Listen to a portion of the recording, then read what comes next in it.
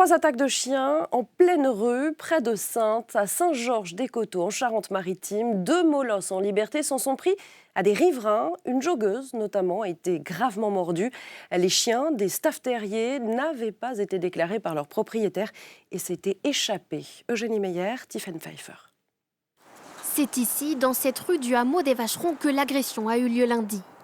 Alors qu'elle faisait son jogging, Christelle Charret s'est retrouvée nez à nez avec 2 gros chiens, des staff terriers américains.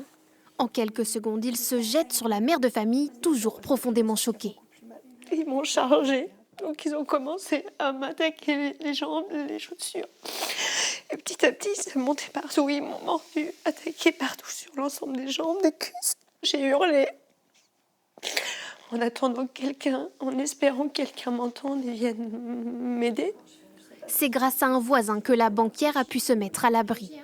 Mordue à 7 reprises sur les jambes et depuis opérée du doigt, Christelle aura aussi besoin d'un suivi psychologique. Comme elle, 2 autres personnes ont été agressées, même si moins violemment par ces 2 chiens. De catégorie 1, la plus dangereuse, ils se seraient échappés du jardin de leur propriétaire avant d'errer dans les rues.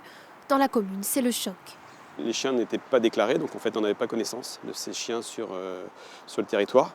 Donc c'est pour ça qu'on a été très, très surpris en fait. Nous on tient un registre et après on fait remonter ce registre à la gendarmerie.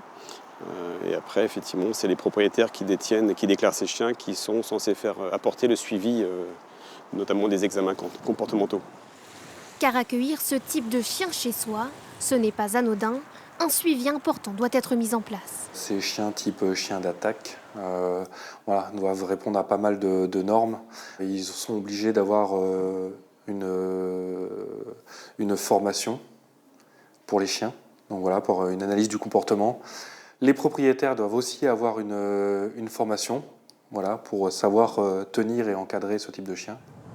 Une enquête a été ouverte pour détention illégale de chiens et blessures involontaires. Les 2 animaux ont été remis à la SPA le temps de l'enquête.